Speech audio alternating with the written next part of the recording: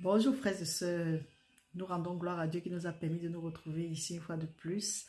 Aujourd'hui, avec la grâce, par la grâce de Dieu, nous retrouvons une fois de plus pour entamer le deuxième jour de nos 3 jours de jeûne et de prière avec pour thème prions pour nos enfants. Frères et sœurs, nous sommes infiniment reconnaissants envers le Seigneur pour sa protection, sa provision, son intervention dans nos vies et dans la vie de nos frères et sœurs et des différents membres de nos familles. Mes frères, mes sœurs, aujourd'hui nous sommes à notre deuxième jour de nos 3 jours de jeûne et de prière. Nous vous encourageons vraiment à rester concentrés, boire de l'eau, méditer sur la parole et être vraiment encouragés et savoir que quand nous venons auprès du Seigneur, quand nous entrons dans notre intimité, le Seigneur est là, il nous écoute et il a dit que nous ne devons pas nous inquiéter car lui, il est proche. Et que toutefois que nous demandons quelque chose à Dieu, pour que nous demandons avec foi, car sans la foi, il est impossible d'être agréable à Dieu, parce qu'il faut que ceux-là qui s'approchent de Dieu s'approchent avec foi, tout en sachant que Dieu est le rémunérateur de ceux-là qui le cherchent. Donc mes frères, mes sœurs, il nous dit ensuite dans Jacques 1, verset 5, que si nous manquons de sagesse, pour que nous demandons à Dieu, et Dieu va nous donner, mais pour que nous lui demandons avec foi, parce que si nous n'avons pas la foi, si nous doutons, nous sommes incrédules et nous sommes semblables à un homme qui n'est pas stable, donc instable. Et quand nous sommes instables comme cela, pour que nous ne croyons pas que nous allons recevoir quelque chose de lui. Donc mes frères, mes sœurs, quand nous sommes en train de prier et que nous avons notre foi qui n'est rien d'autre que la parole de Dieu, restons focalisés sur ce que Dieu a dit. Peu importe ce qui peut venir à côté, restons focalisés. C'est ça qui fait notre force.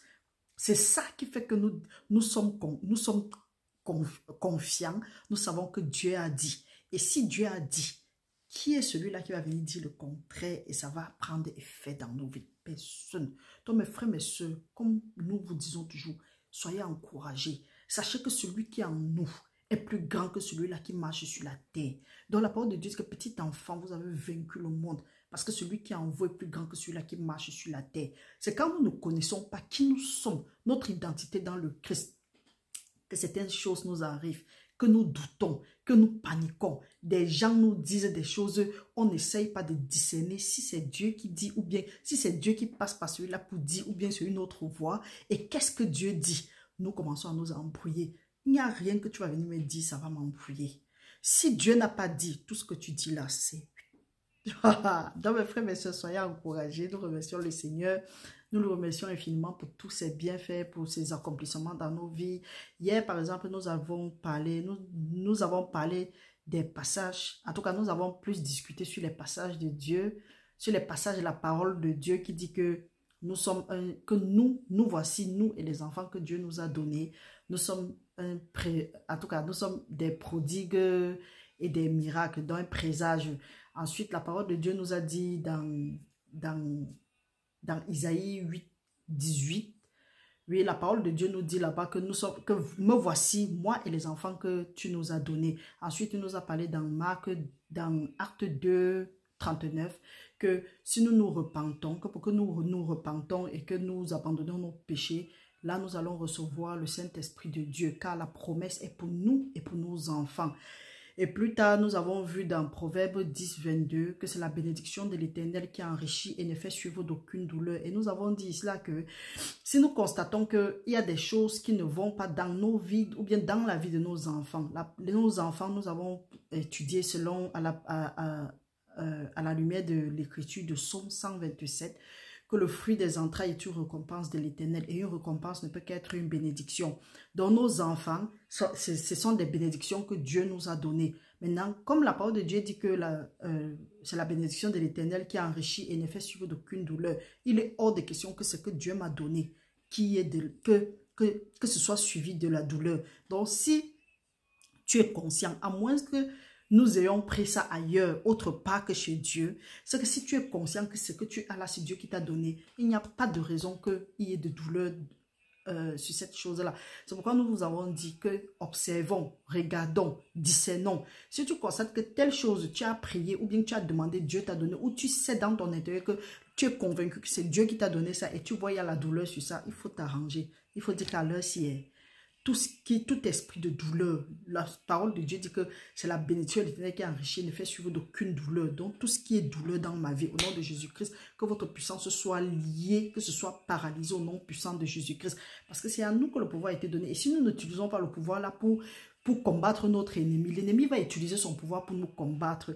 Et puis comme il avait dit à un frère que ce n'est pas parce que tu n'attaques pas le diable que lui ne t'attaque pas. Ce n'est pas parce que tu ne parles pas, tu préfères le laisser là où il est là que lui ne t'attaque pas. Si tu le laisses là où il est et tu ne viens pas avec la parole de Dieu, tu ne te revêtis pas de tous les âmes spirituelles.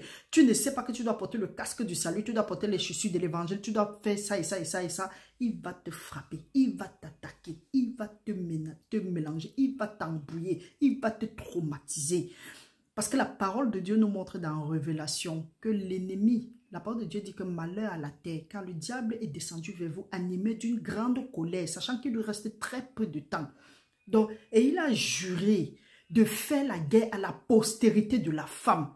Comme on dit souvent, à moins que tu sois sorti d'un arbre, à la postérité de la femme et à tous ceux qui portent le témoignage de Jésus-Christ. Donc, même si tu n'es même pas sorti de la femme et que tu portes le témoignage de Jésus-Christ, tu es en danger.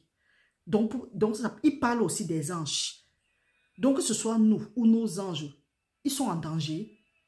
Si nous sommes en danger, si nous ne faisons rien. Et ce que nous pouvons utiliser, c'est quoi? Ce n'est que la parole de Dieu, qui est notre épée quelconque. C'est comme un frère a rêvé, il dit que il s'est retrouvé quelque part, il avait quelque chose comme un long couteau dans sa main. Il voulait manier, c'était lourd. J'ai dit que mais si c'est lourd, même c'est une bonne chose. C'est le fait que tu n'arrives pas à manier là qui est un problème. C'est mieux que ce long couteau soit dans ta main que d'être dans la main de ton ennemi. Parce que si c'est dans la main de ton ennemi et tu n'as rien, c'est pour dire que lui, les armes avec lesquelles il est en train de te combattre vont t'atteindre. Maintenant, si c'est toi qui as ça en main et tu n'arrives pas à manier, c'est la même chose que tu as l'épée de l'esprit en main, mais tu n'arrives pas à manier ça. Dieu est en train de te montrer ton état d'esprit, de te montrer comment est-ce que ta vie est spirituellement. Et si tu observes bien, mon frère, c'est ce que je lui avais dit. Il a dit que si tu observes bien, tu vas voir que tu as les challenges. Pourtant, tu as la parole de Dieu dans la bouche. Tu connais réciter les versets. Mais tu ne connais pas quand est-ce que tu dois appliquer ce verset-là, à quelle situation. Ça veut simplement te dire ça. Subitement, le frère était baf. Il dit que, mais qui t'a dit ça? Il dit que, mais ton rêve montre l'état de ta vie. Effectivement, le frère peut réciter la Bible de Genèse à Apocalypse sans rater et il connaît où se trouve quel verset. Mais quand il y a un problème, le frère est dans tous ses états. Pour ne pas dire que le frère a mesure même de faire pipi dans son habit. Donc maintenant, là, qu'est-ce qu'il faut faire? Juste l'orienter, lui dire que voilà comment tu dois utiliser ton épée. Voilà, pour telle situation, tu peux utiliser ton épée de l'esprit dans ce sens-ci. Donc, voilà pourquoi nous sommes ici aujourd'hui. C'est pour dire quoi? La parole de Dieu nous dit aussi toujours dans Psaume 127, la parole de Dieu nous dit, dans un passage, Psaume 127, nous allons lire au nom du Seigneur. La parole de Dieu dit, « Voici, les fils sont un héritage de l'Éternel, le fruit des entrailles est une récompense. Comme les flèches dans la main d'un guerrier, ainsi sont les fils de la jeunesse. » Dont nos fils sont des flèches. La parole de Dieu compare nos fils comme des flèches dans la main d'un guerrier. Maintenant, si le guerrier a les flèches dans ses mains et il ne connaît pas manier, il est en danger. Il peut avoir tout le nécessaire. Il peut avoir la flèche. Mais le lion peut le dévorer. N'importe quoi peut finir avec lui. Pourtant, il a les flèches. Et c'est le problème qu'on rencontre aujourd'hui avec beaucoup de frères et sœurs. Ils ont la parole de Dieu. Ils ont ce qu'il faut pour combattre le combat qui est devant nous. Mais on ne connaît pas manier. Donc nous avons les flèches. Nous sommes des guerriers. Nous avons des flèches. Mais nous n'arrivons pas à combattre. Même nos enfants sont nos flèches. Hier, la parole de Dieu nous a fait savoir ici là que nous sommes des présages, des prodiges et des miracles de l'Éternel. Donc pour le peuple d'Israël. Nos enfants sont les flèches dans nos mains. C'est à nous de savoir comment est-ce que nous allons manier nos enfants. Ce n'est pas les flèches qui doivent nous manier. C'est pour ça que quand un parent dit que oh, je suis dépassé par l'enfant, si tu es dépassé, tu n'arrives pas à manier la flèche.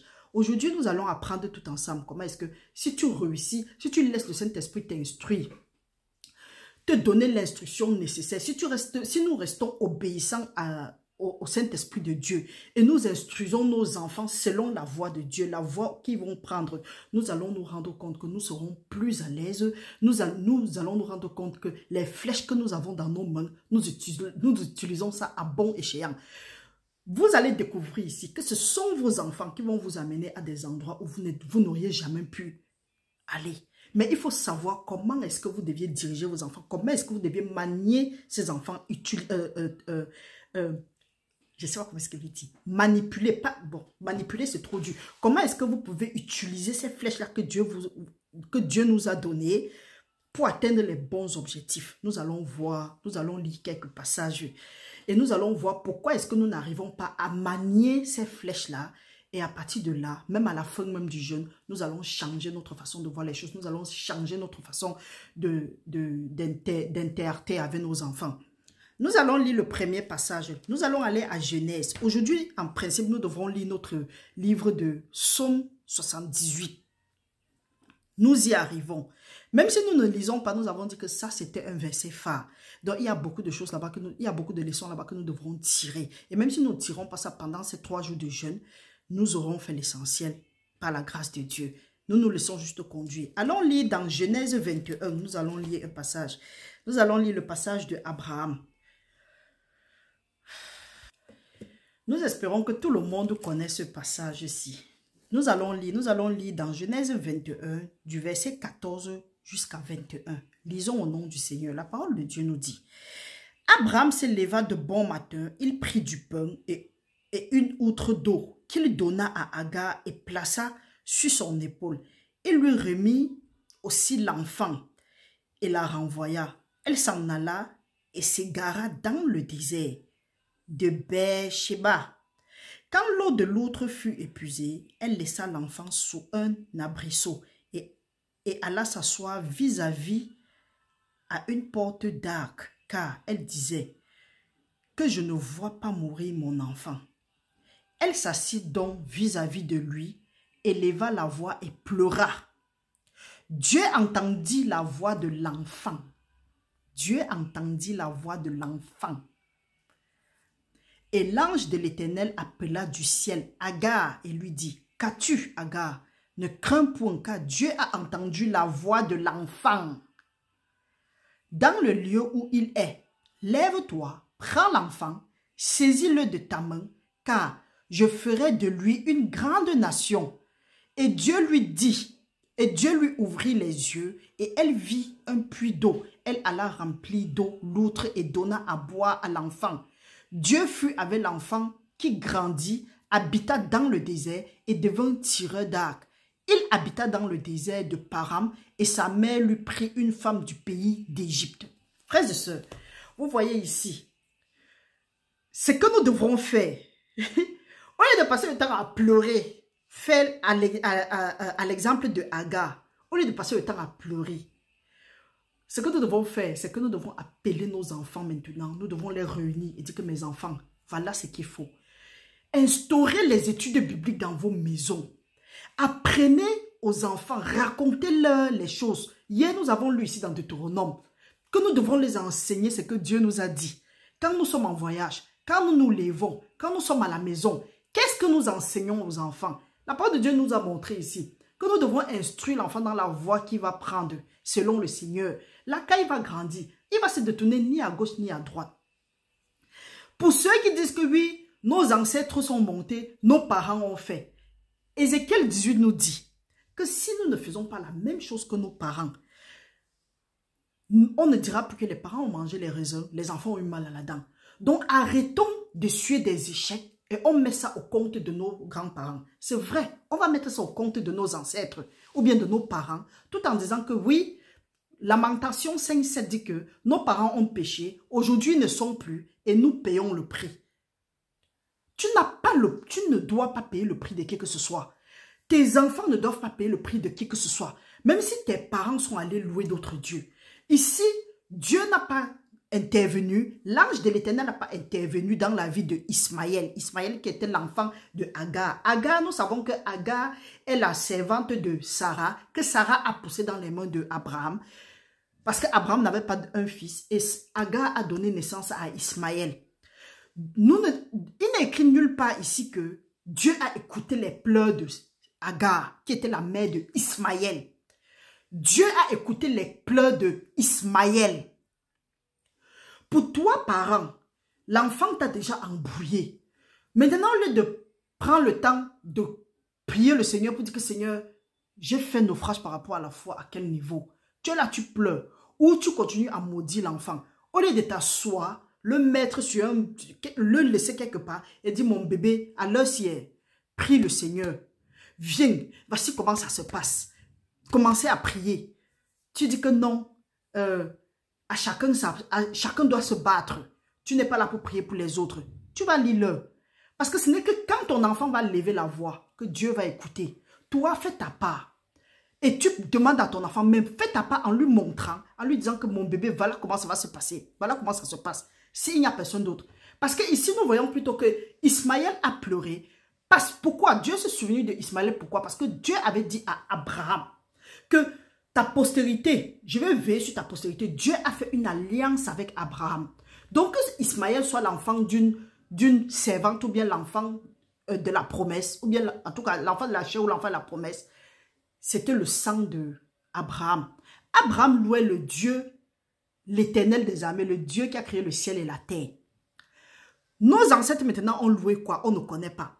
Mais nous voyons que Dieu a accompli sa parole où il dit que pour ceux qui le craignent, il va bénir jusqu'à sa 1000e génération. Mais pour ceux qui ne le craignent pas, il va maudire de sa 3e jusqu'à sa 4e génération. Nous voyons alors que Ismaël, on ne sait pas. En tout cas, ce que moi je connais, c'est qu'en lisant ce livre, si j'ai tiré comme leçon, c'est que Dieu a écouté les pleurs de l'enfant par rapport à Abraham, son père. Donc Dieu s'est souvenu de son père. C'est pourquoi la parole de Dieu dit que la postérité du juste sera puissante sur la terre. J'ai été jeune, j'ai vieilli. Je n'ai pas vu la postérité du juste mendier de son pain. Donc mon frère, ma soeur, je ne sais pas quel est le Dieu que tu pries aujourd'hui. Si tu pries, tu es un enfant, tu es une enfant, tu as déjà eu à prier, rien ne se passe. Regarde, quels sont les dieux que tes parents priaient? Est-ce que tes parents priaient le Dieu qui a créé le ciel et la terre, ou ils priaient les arbres, les pierres, les eaux, les quoi? Il y a des choses que nos parents ont priées. Voilà ce qui a apporté les abominations dans nos vies. Parce que si la parole de Dieu dit cela, que Dieu exauce plutôt les enfants, pourquoi est-ce que nous-mêmes, Dieu n'arrive pas à nous exaucer ou exaucer nos enfants? Parce qu'il y a des situations où la jeunesse est perdue. Même la jeunesse, même parfois, se demande qu'est-ce qui n'a pas marché. C'est parce qu'ils sont déprimés. C'est parce qu'ils sont perdus qu'ils n'arrivent plus. Ils prient, leur prière ne monte pas. Pourquoi? Parce qu'ils ne connaissent pas par où il faut commencer. La prière, Dieu n'écoute pas leur prière. Pourquoi? Quels sont les dieux que leurs parents ont servis? C'est pour ça qu'on dit souvent que les dieux de tes pères, les dieux de nos pères. Ici, là, on n'a pas mentionné le Dieu du père de Agar. Ici, là, on parle plutôt d'Abraham. Ismaël était la descendance d'Abraham. Nous voyons comment est-ce que Ismaël a commencé à pleurer. Dieu a écouté plutôt la voix d'Ismaël. Donc, ma soeur, au lieu de passer le temps à pleurer, ou mon frère, que l'enfant, si je ne comprends pas, c'est monté, c'est descendu. Ton enfant, là, c'est ton héritage. C'est la bénédiction que Dieu t'a donnée. Ramène l'enfant. Priez ensemble. Repentons-nous. Dieu a dit que si son peuple sur qui son nom est invoqué, vous comprenez, vous connaissez le passage. Repentons-nous, prenons nos enfants, revenons maintenant, asseyons-nous. L'enfant là va lever sa voix et Dieu va écouter. Et nous allons profiter. Comprenons maintenant ce que le Seigneur dit. Donc c'est une bénédiction que toi tu n'arrives pas à avoir. Toi parents, nous parents, que nous n'arrivons pas à avoir. C'est parce que nos enfants n'ont pas encore levé la voix. Et si nos enfants n'ont pas élevé la voix, c'est qu'on ne leur a pas encore instruit. On ne leur a pas montré le chemin du Seigneur. Si nous leur montrons le chemin du Seigneur, nous allons voir qu'ils seront des bénédictions pour nous. Ils ne seront plus un objet de malheur pour nous. Pourquoi? Parce que la parole de Dieu dit que c'est la bénédiction de l'Éternel qui enrichit et ne fait suivre d'aucune douleur. Regardons maintenant ce qui s'est passé quand l'enfant a pleuré. La parole de Dieu nous dit ici là que Dieu entendit, nous sommes à 17, Dieu entendit la voix de l'enfant et l'ange de Dieu appela du ciel Agar et lui dit, qu'as-tu Agar? Ne crains point car Dieu a entendu la voix de l'enfant dans le lieu où il est. Lève-toi, prends l'enfant, saisis-le de ta main car je ferai de lui une grande nation. Nos enfants se trouvent où maintenant?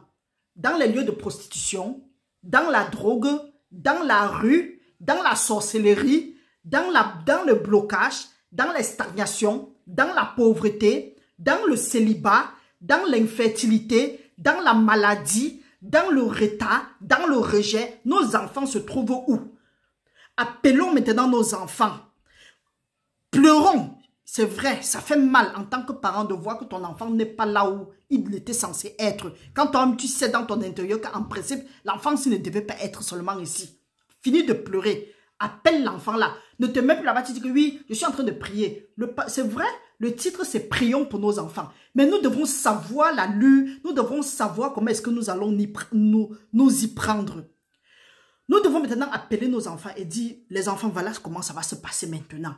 Et avant ça, nous devons nous repentir pour ne plus faire les choses de nous, mais laisser que le Saint-Esprit, nous soyons remplis du Saint-Esprit de Dieu afin de poser les actes dignes de Dieu. Arrêtons de combattre le combat que nous ne pouvons pas gagner, que nous avons perdu d'avance. Alors que si nous laissons tout, nous soumettons tout dans les mains du Seigneur, nous nous humilions devant le Seigneur, il va combattre nos combats parce que ce n'est ni pas la force ni pas la puissance, mais c'est par l'Esprit de Dieu. Peu importe là où l'enfant est maintenant, ne regarde plus aux circonstances. Ne regardons plus aux circonstances. Montrons l'amour à nos enfants. Venons vers nos enfants avec la parole de Dieu. Présentons-leur Dieu. Présentons-leur l'amour de Dieu. Et nous allons voir comment les choses vont changer. Apprenons-les à lever la voix vers Dieu. Ils vont lever la voix et Dieu va écouter leurs prières. Toi, cesse de combattre. Tu as trop combattu. Maman, papa, tu as trop combattu. Nous avons trop combattu. Apprenons maintenant à nos enfants à lever la voix. Et nous allons voir comment les choses vont se mettre en place. Comprenez maintenant ce que la parole de Dieu nous dit ici.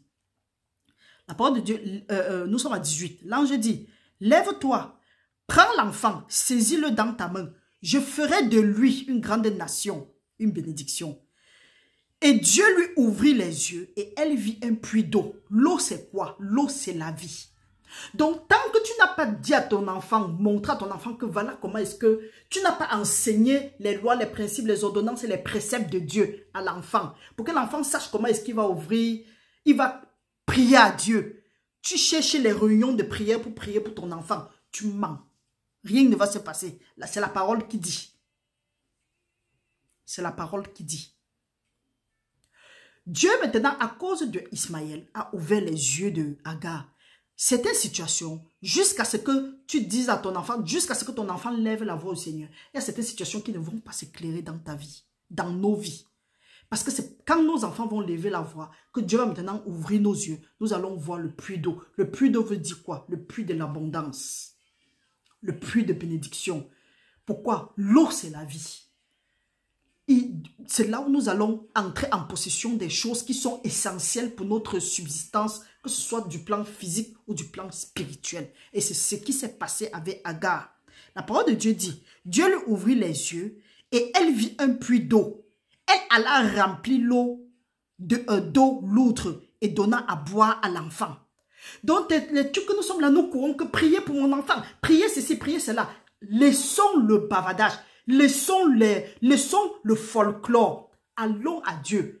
Prenons nos enfants en secret. Prions nous-mêmes. Montrons le chemin aux enfants.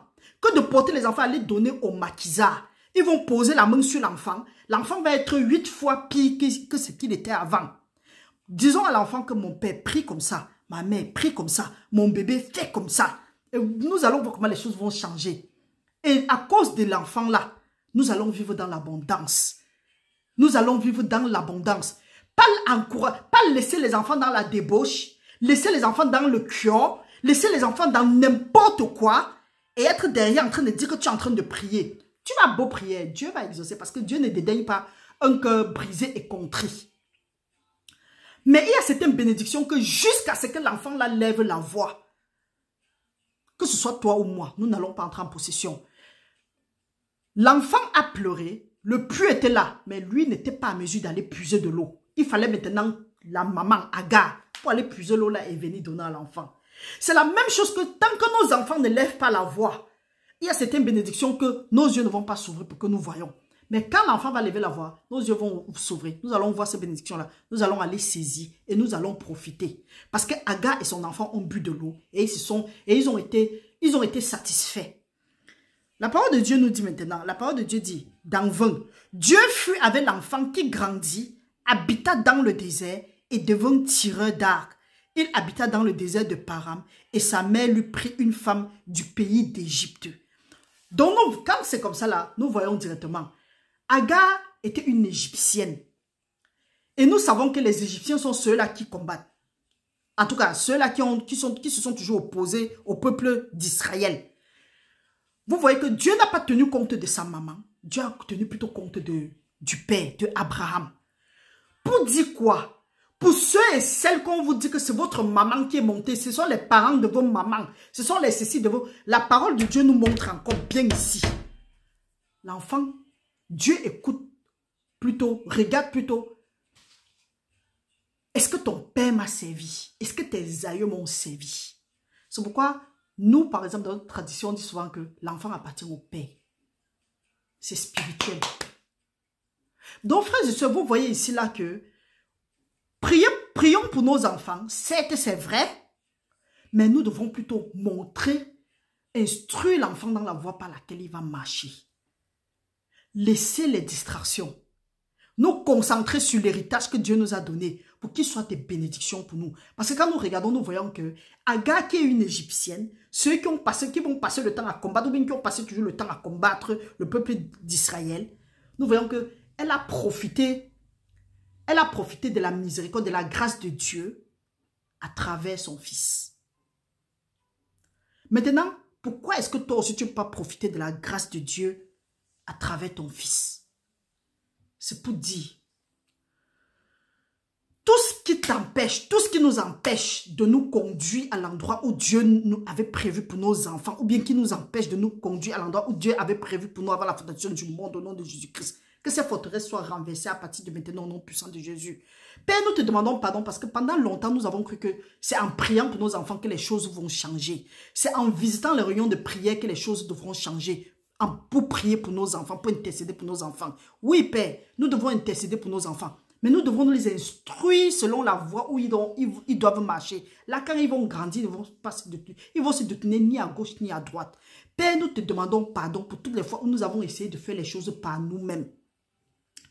Ta parole dit, Seigneur, que c'est la bénédiction de l'Éternel qui enrichit et ne fait suivre d'aucune douleur. Papa, que ces enfants, c'est que tu nous as donné. Qu'ils ne soient plus jamais un objet de douleur pour nos vies, pour nous, au nom puissant de Jésus-Christ. Père éternel, que ce que tu avais mis en place pour eux, donne-nous cette force de pouvoir garder ces enfants-là, de leur montrer, de les instruire comme tu aurais voulu que nous les instruisons. Papa, aide-nous à avoir un cœur obéissant. Touche le cœur de nos enfants pour que nos enfants soient obéissants. Que tout esprit de rébellion dans la vie de nos enfants soit détruit à partir de maintenant. Et que l'esprit d'obéissance à la parole de Dieu, aux commandements, aux préceptes, aux lois et aux ordonnances de Dieu, et le fait de les mettre en pratique, que ce soit notre portion à partir de maintenant, pour nous et celle de nos enfants, au nom de Jésus-Christ, nous avons prié. Amen. Donc, frères et sœurs, nous voyons ici là que ce que nous devons faire, c'est ramener nos enfants à la maison. Ramener nos enfants à la maison, c'est quoi? C'est ramener nos enfants à Dieu. Ne plus se promener, croire que c'est peut-être quand tel pasteur va prier pour mon enfant, bien tel... ces affaires-là, arrêtons je ne sais pas comment est-ce que... La paresse. Arrêtons la sorcellerie, c'est même la sorcellerie. Parce que quand tu finis parfois, un zozo finit de dire que... Il finit de mettre la malédiction sur ton enfant, il demande maintenant la dîme, ou bien il demande l'offrande. Ou bien toi-même dans ta conscience, tu dis que non. Parce qu'on a dit qu'on ne vient jamais voir un enfant, un serviteur de Dieu comme ça là. Tu enlèves quelque chose, tu donnes. C'est une abomination même. C'est une abomination. Si tu donnes de toi-même, ça va. Mais donner parce que on a dit qu'on ne vient pas voir, on ne vient pas à la maison de Dieu comme ça. C'est ça que les gens ont mendié des choses, on a maudit des choses, on leur a donné. Aujourd'hui, ils ont perdu leur onction. Donc, frères et sœurs, apprenons plutôt à nos enfants à prier. À travers la prière de nos enfants, nous allons nous réjouir. Nous allons lire notre passage. Nous allons aller dans Genèse 22, 15 à 18. La parole de Dieu nous dit, L'ange de l'Éternel appela une seconde fois Abraham des cieux et dit, je le jure par moi-même.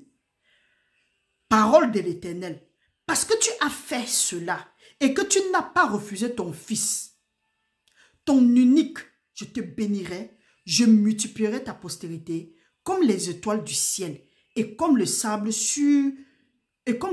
qui est sur le bord de la mer. Et ta postérité possédera la porte de ses ennemis.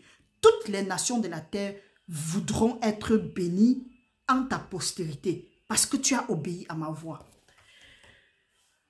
Ici, Dieu avait demandé à Abraham de sacrifier son seul fils. Nous savons que quand nous lisons tout le texte, nous allons voir que Dieu a béni enfin Sarah et Abraham avec un fils, Isaac, qui est le frère consanguin à Ismaël. Maintenant, Dieu a mis Abraham à l'épreuve et il a dit que je veux ton fils. Abraham était prêt à sacrifier son fils. Une parenthèse. Ce que Dieu a fait avec Abraham, comme nous vous disons toujours que le diable fait la photocopie de Dieu. Pour ceux qui me suivent, suivez ça bien. Suivez ça bien, parce que ça c'est la révélation, ça c'est la grâce, ça c'est la révélation. Dieu a réclamé l'enfant de Abraham. C'est la même chose que le diable fait. Vous allez constater, généralement quand tu n'as pas d'enfant, dans nos familles par exemple, les gens qui n'adorent pas le Dieu d'Abraham, Isaac et Jacob, les gens que le diable a trompé en disant que oui c'est lui Dieu.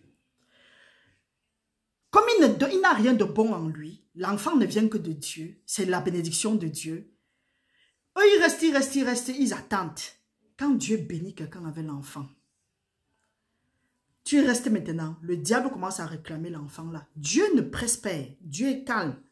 Le diable commence à réclamer l'enfant parce qu'il veut que vous venez l'offrir l'enfant. On prend maintenant, on reste, on dit que oh, l'enfant pleure trop la nuit. L'enfant... Il faut présenter l'enfant au patriarche. Il faut aller, chez nous on parle de quelque chose, je ne sais pas, ceux qui comprennent, on dit qu'on va tuer le mot de l'enfant. On va faire ceci avec l'enfant, on va faire cela avec l'enfant. On fait tout avec tout le monde. Seulement, on ne fait rien avec Dieu. Ça, c'est une préfiguration de ce que nous, en tant que peuple d'Israël, descendance d'Abraham, nous devons faire avec nos enfants. Nous devons offrir nos enfants à notre Dieu, le Père de notre Seigneur Jésus-Christ. Mais on va voir des soi-disant chrétiens, ceux qui ont accepté le Seigneur Jésus-Christ comme le Seigneur et leur sauveur, ils vont accoucher des enfants, Dieu va leur bénir avec des enfants.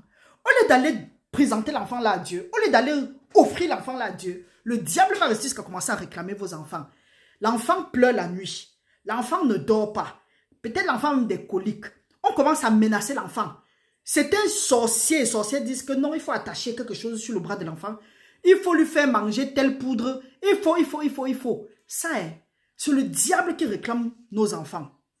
Et quand eux, ils font ça, et quand ils font ça, on vous oblige maintenant à aller faire des sacrifices. On pas fait des sacrifices qu'on est en train d'offrir l'enfant au Dieu. On ne dit même pas que à Dieu, mais au Dieu de nos parents. Quels parents? On va te parler de tes ancêtres. Oh, nos ancêtres, nous savons qu'ils n'ont pas adoré le Dieu de Abraham, Isaac et Jacob.